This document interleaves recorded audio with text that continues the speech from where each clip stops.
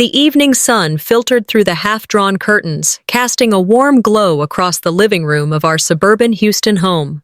I sat on the worn sofa, a cup of chamomile tea warming my hands, listening to the subtle creaks of the house settling around me.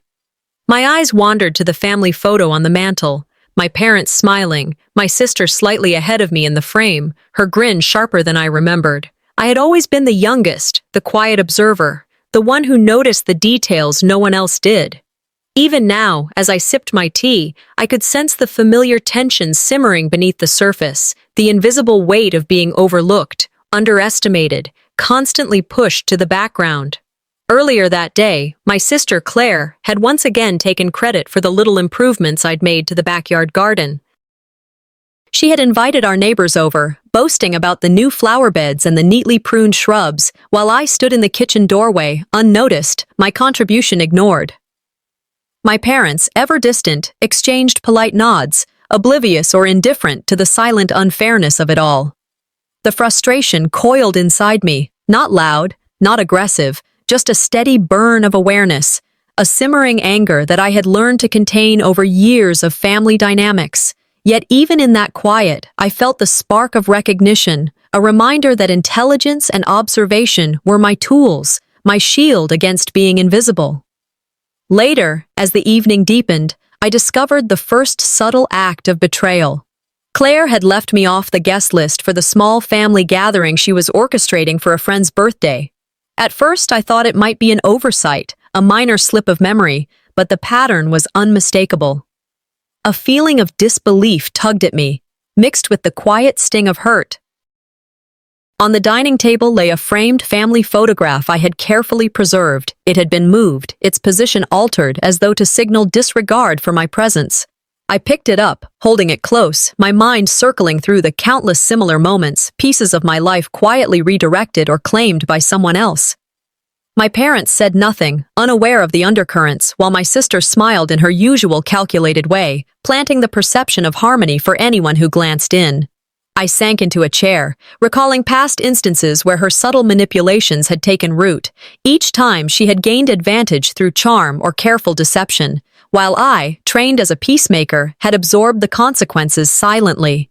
I understood the game she played, the threads she pulled, while everyone else remained oblivious.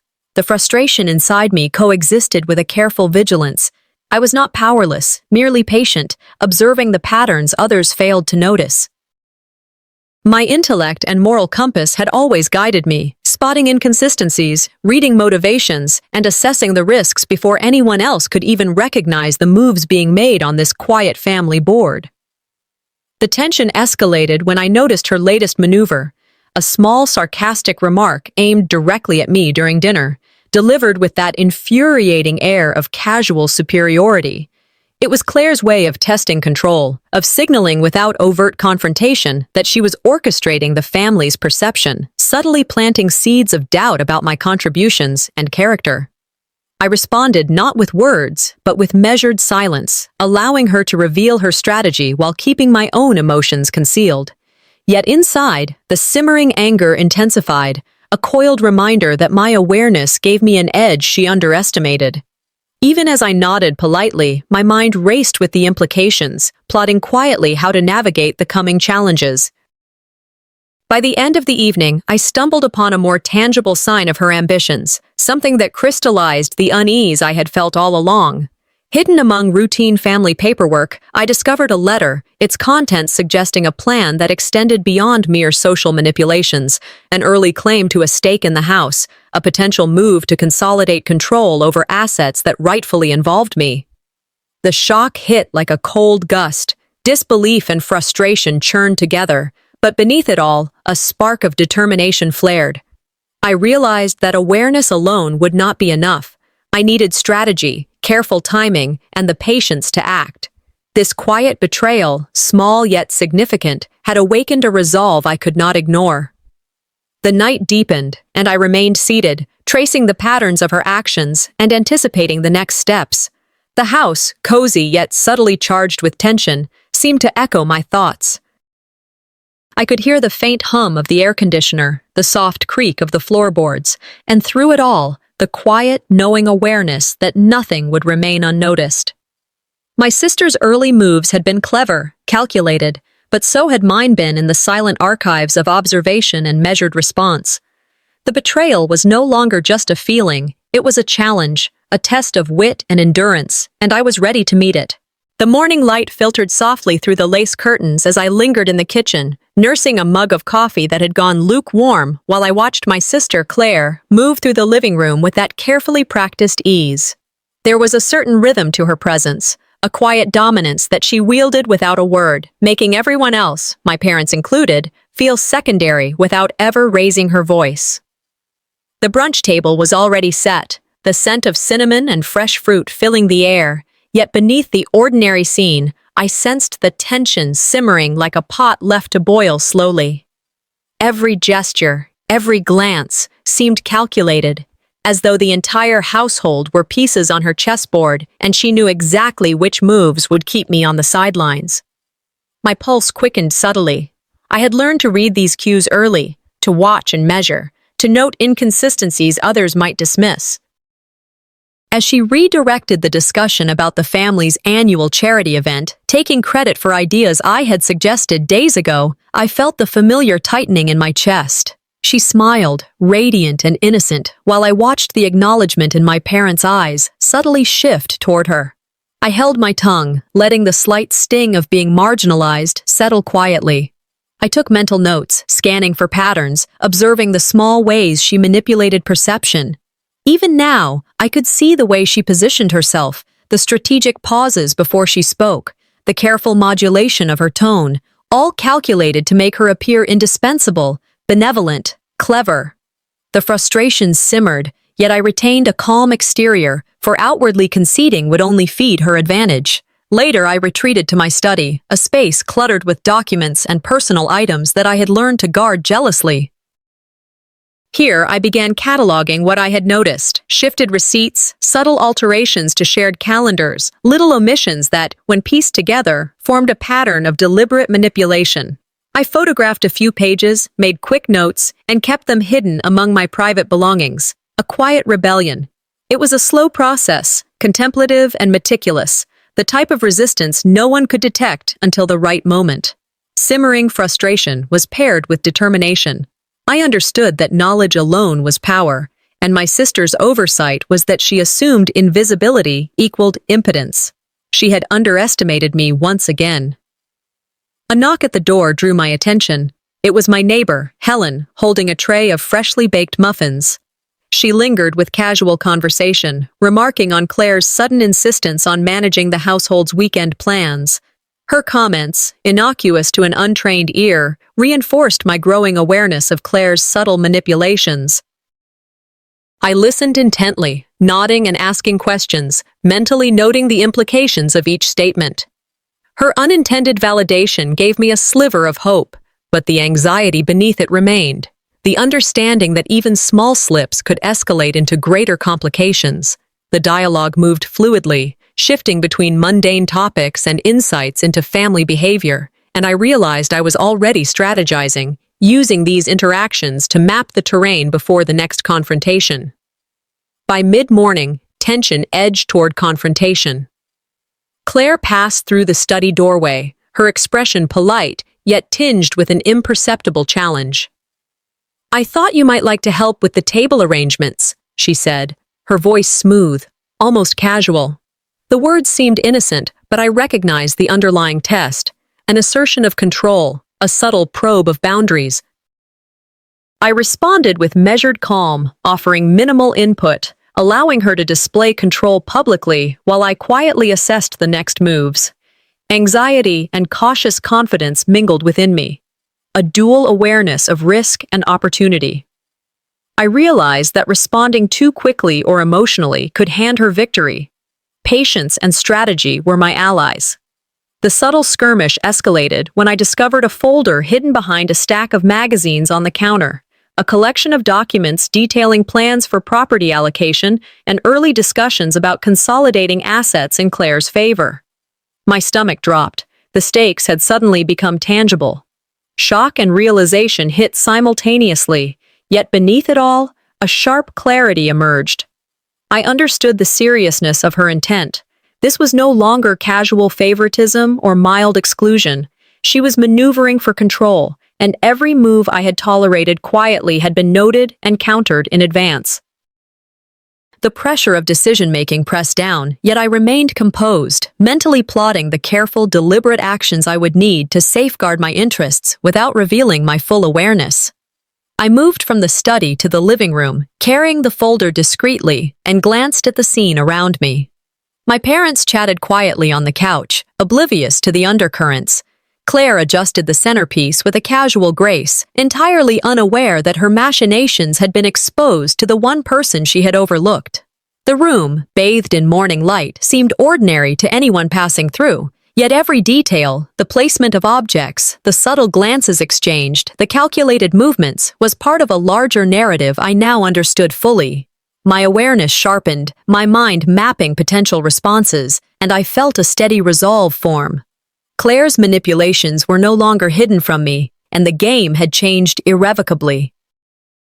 The quiet observance of past injustices had evolved into calculated vigilance, a readiness to act when the moment demanded it. The city hummed around me as I stepped off the curb and made my way toward the cafe I frequented on mid-morning breaks. Houston's streets were alive with the steady rhythm of commuters and the occasional street musician, but my mind was far from the usual bustle. I found a table by the window, the familiar hum of chatter and clinking cups oddly comforting, yet my thoughts refused to settle. Claire had been everywhere in my mind lately. Her subtle shifts in behavior, the small ways she bent our family's reality to suit her ambitions. I sipped my coffee, trying to steady the mix of wariness and simmering frustration that had become my constant companion. There was no urgency to act yet, only the quiet awareness that cracks were beginning to show. And if I paid attention, I could follow the lines as they widened. It was while I glanced over some emails that I noticed it, a seemingly casual post on a family group chat. Claire had posted photos from the volunteer work I had initiated last month, captioned as if she had spearheaded the entire project. My heart sank with disbelief, yet beneath the initial sting, a spark of strategic thought flickered. She had exposed herself, however subtly, leaving traces of her duplicity. I immediately began mentally cataloging everything: timestamps, previous contributions, patterns of her claims. Each little detail mattered, and I tucked them away for future use, a quiet accumulation of proof. My frustration was tempered with caution, a disciplined patience born from years of observing her manipulations without confrontation.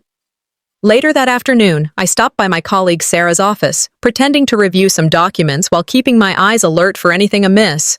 Sarah, sharp and perceptive, noticed the tension in my expression and offered a few offhand remarks about family dynamics that hit closer to home than either of us expected. "Sometimes you just have to watch and wait," she said, a hint of wry amusement in her tone. I nodded, grateful for the acknowledgement, and shared a careful smile. It was validation I hadn't realized I craved. Proof that my awareness wasn't paranoia. As I left, the sunlight cast long shadows across the pavement, mirroring the weight of the secrets I had begun to piece together. Each step home was a careful calculation, assessing the angle of potential exposure without alerting Claire to my scrutiny. Back at home, the subtle tension between us became tangible when Claire entered the kitchen with a casual remark about rearranging some inherited items, testing boundaries without ever seeming overt. I maintained composure, offering polite suggestions, all the while noting her tone, the calculated inflection in her voice, the deliberate pauses. Every minor interaction became a piece of the puzzle, evidence of her escalating ambition. Anxiety swirled within me, but so did a cautious confidence. I could see her vulnerabilities now, the slight overreach in her otherwise polished strategy. I felt the first real thrill of empowerment, a quiet assertion of intelligence against her calculated moves. As the afternoon light faded, I found myself rifling through a stack of mail that had gone untouched, scanning for anything that might confirm my suspicions. There it was. A letter misfiled, addressed to Claire, but clearly detailing instructions that favored her control over shared assets. My stomach knotted as I realized the depth of her intentions. Shock mixed with a careful, strategic clarity. This was no longer subtle favoritism. This was a deliberate campaign to consolidate control. I felt the pressure, the weight of decisions I would soon have to make, yet my mind was clear, calculating each next step with deliberate precision. I stored the letter in a hidden folder, a tangible proof of her duplicity that would guide my actions in the coming days. By evening, I retreated to the study, allowing the day's events to settle into a cohesive understanding. I reviewed my mental notes, each observation and minor slip by Claire forming a pattern that revealed her growing audacity. The cracks were no longer subtle, they were widening, exposing a sister I had long underestimated, and in that quiet moment, I felt the first surge of resolve to act strategically, to plan with patience and precision, ensuring that when the time came, I would not be caught off guard. The depth of her ambition was clearer than ever, and I understood that subtle vigilance had to give way to deliberate, measured action. The stakes were higher now, but so was my resolve. The morning sunlight filtered through the blinds, casting narrow stripes across the living room where I sat, coffee in hand, reviewing the notes I'd painstakingly gathered over the past weeks. Each detail, each small slip by Claire, was a thread I could pull on, yet I knew better than to act rashly. My mind traced the patterns of her manipulation, her quiet but relentless assertion of control over the family's daily affairs, and the subtle ways she claimed credit for initiatives I had launched. I breathed deeply, feeling a simmering determination tighten within me, a mixture of cautious empowerment and underlying anxiety. Every decision now felt like a move on a chessboard where one wrong step could reveal my hand too soon. By mid-morning, I found myself meeting with my mentor, Helen, at our favorite cafe tucked away from the bustle of downtown Houston. Helen's keen eyes immediately picked up the tension in my posture.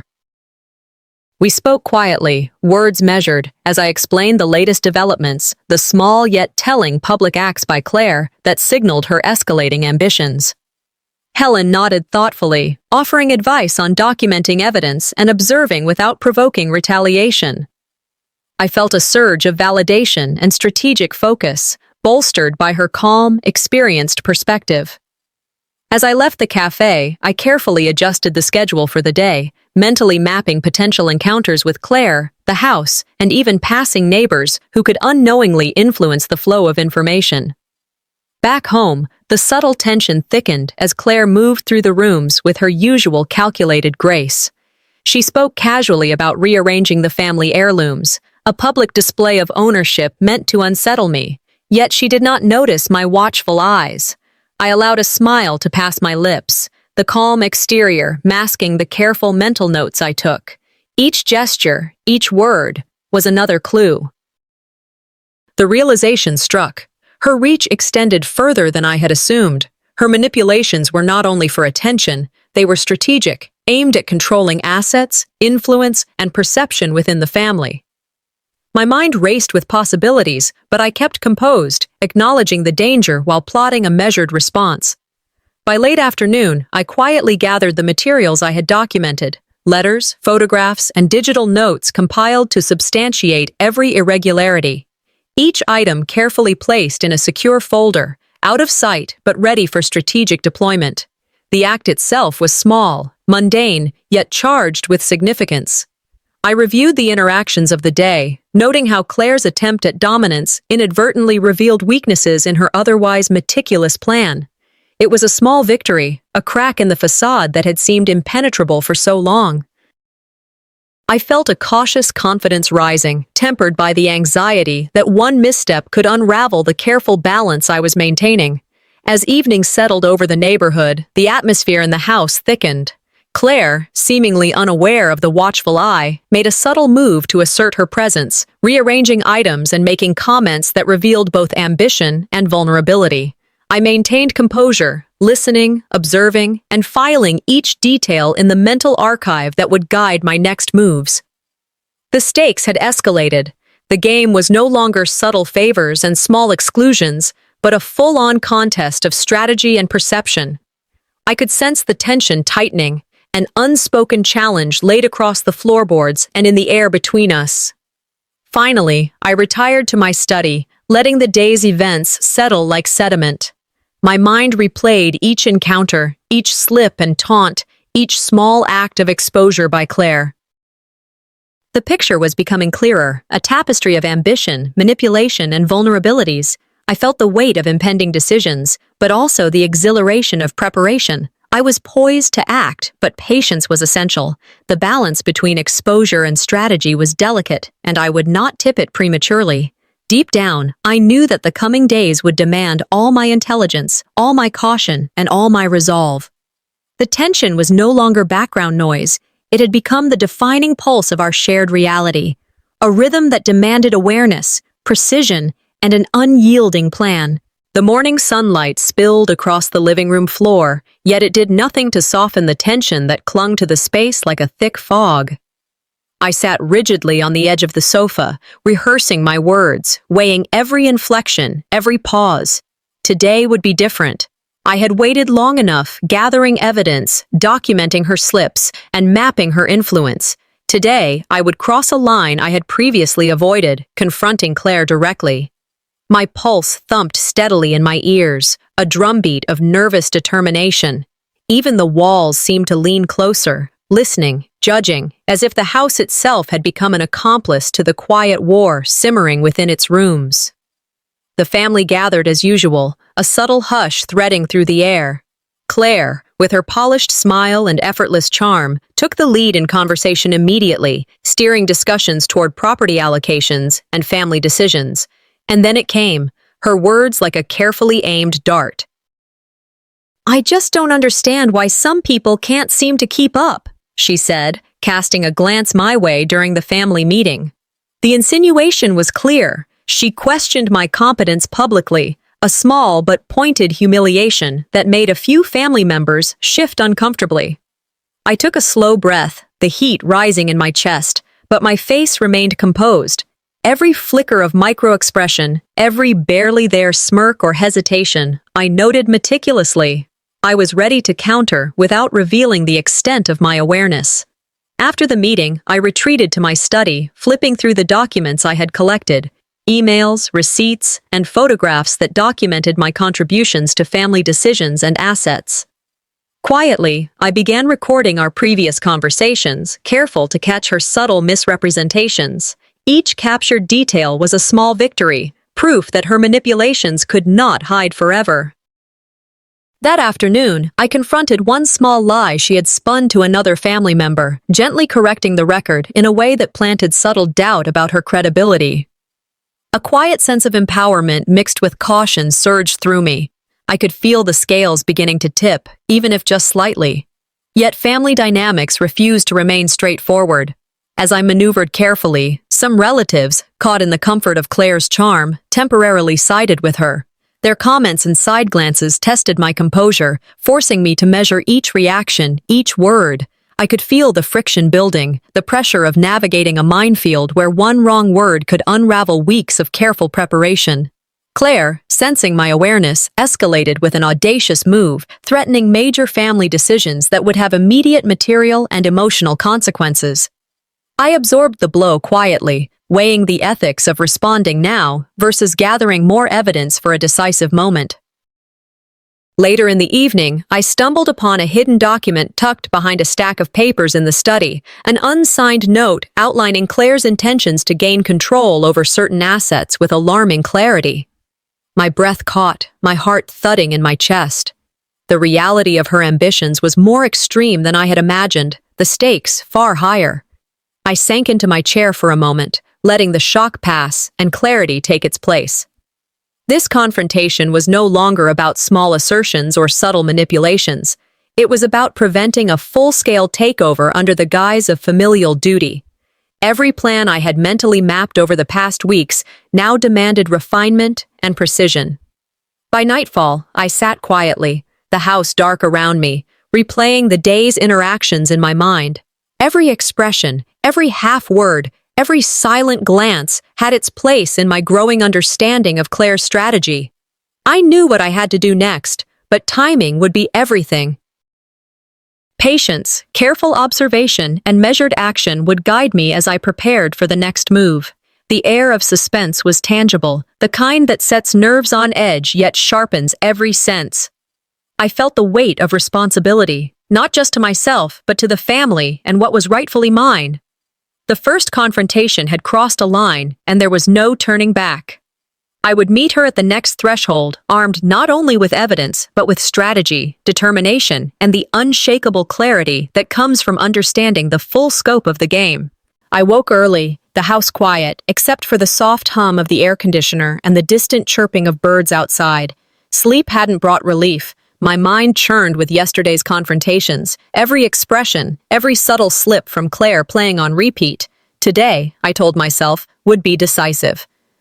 I rose, feeling the familiar tension coil in my shoulders, and moved through the kitchen, pouring coffee with a precision born of habit. The estate seemed to hold its breath, as though it knew the storm that was about to unfold. Claire had already begun her subtle manipulations. I discovered she'd coaxed little Leo, our youngest cousin, into sharing misleading information about my involvement in household matters. It was small, almost imperceptible, yet it struck sharply. Another move in her quiet campaign to undermine me. I noted it carefully, storing the detail in my mental ledger. Every word she twisted, every glance misinterpreted by others, was a piece of the puzzle I intended to solve before the larger game unfolded. I sat at my desk, sorting through evidence accumulated over weeks, emails, receipts, and handwritten notes, each item a testament to my contributions and proof of her attempts to erase them. Strategically, I began my counteractions. A carefully worded question in a family discussion here, a subtle correction there. During brunch, when she made another insinuation about my competence, I responded not with anger, but by quietly presenting facts that contradicted her narrative. Family members' eyes flickered with surprise, some assessing, others clearly taken aback. A cautious sense of empowerment surged through me. This was my first visible pushback, a tangible assertion that I would no longer be sidelined. Tensions escalated quickly. Whispers followed me down hallways, interrupted meetings in the study left unfinished, and cautious glances exchanged across the room reminded me that every move was scrutinized. Claire, sensing the pressure, stepped up her efforts. She tried to manipulate administrative documents, hinting at changes in ownership and control over family assets. My stomach twisted at the audacity, but I remained composed, cataloging every action, every subtle sign of her escalation.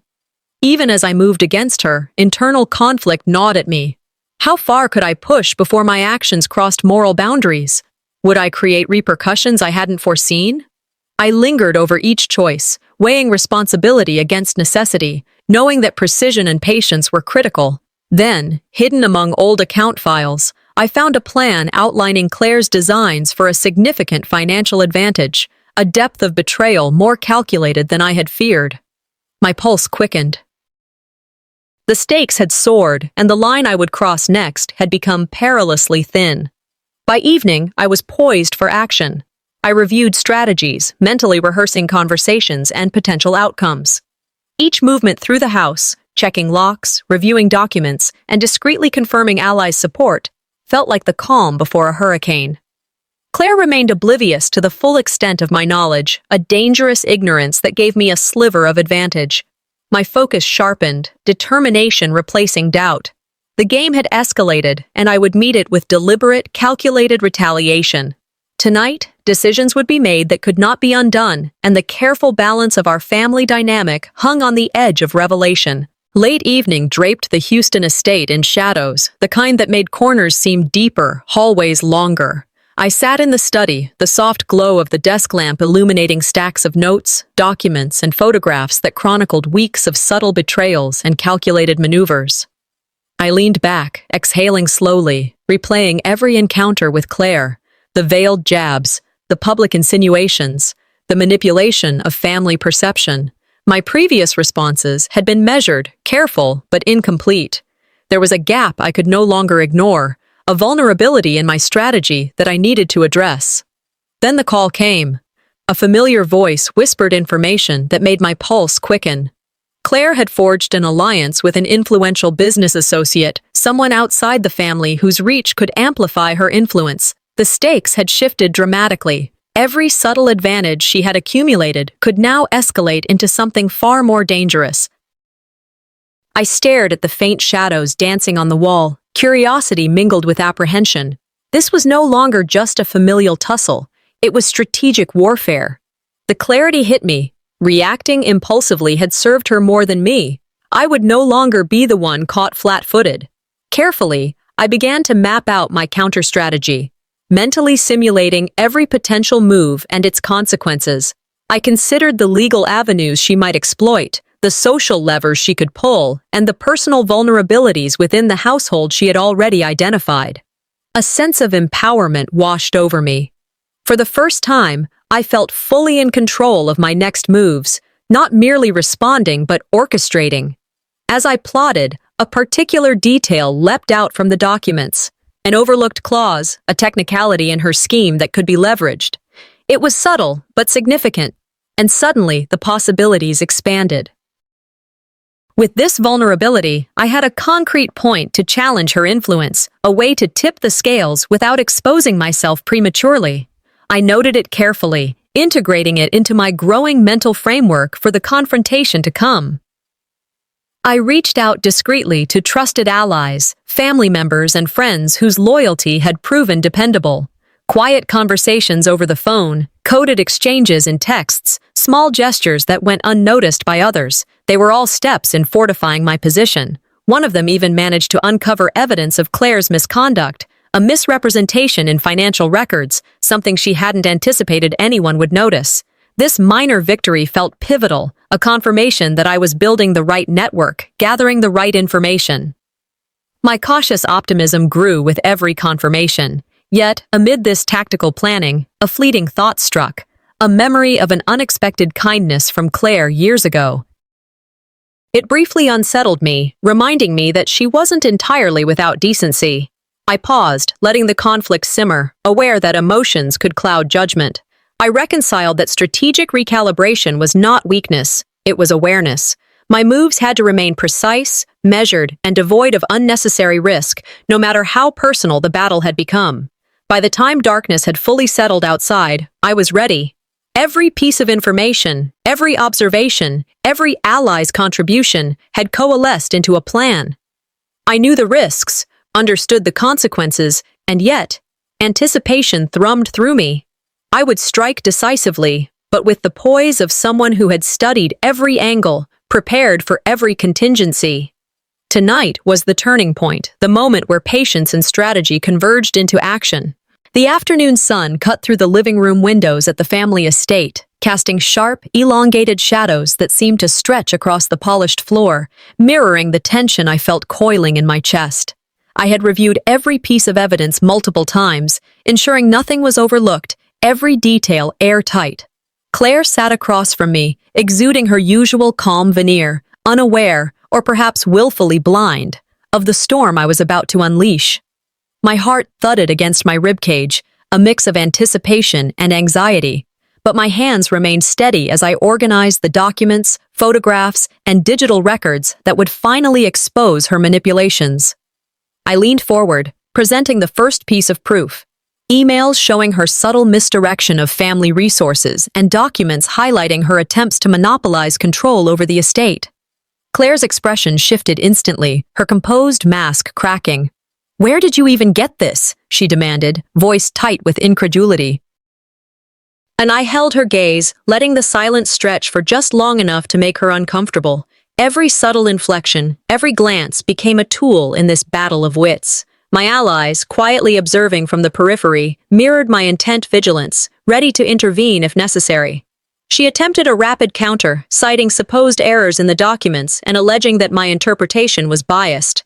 I let her words hang in the air, then methodically introduced evidence of third-party involvement, revealing another layer of betrayal that had gone unnoticed. Whispers rippled among family members, their expressions shifting from confusion to concern. The psychological leverage had begun to tilt in my favor. Each rebuttal I offered was calculated, steering Claire towards self-incrimination without overt confrontation, forcing her to respond to the undeniable pattern of her actions. Claire's desperation grew, her voice rising as she tried to discredit me, accusing me of fabricating evidence and manipulating perceptions. But in her haste, she revealed a hidden secret, a financial maneuver intended to conceal personal gain that lay bare for everyone present. Gasps echoed across the room as the magnitude of her deception sank in. I felt a mix of empowerment and cautious satisfaction. The confrontation was no longer theoretical. Her hidden intentions were now visible, exposing the intricate web she had spun over the years. The room's atmosphere thickened with tension as family members processed the revelation. Shock, indignation, and whispered speculation intermingled with the sunlight cutting across the floor. The high stakes of social credibility and potential legal consequences heightened every word, every pause. Claire's maneuvers, once subtly threatening, had been stripped bare. Her public exposure was complete. The climax of emotional and strategic confrontation had arrived. As the dust settled, I sat back, allowing a small measure of relief to wash over me. Justice, in a tangible sense, had been partially served, yet the room still held residual tension, unspoken grievances, and wary glances. I understood that this victory was just one step in the larger path toward restoring equilibrium and asserting control over the environment she had sought to dominate.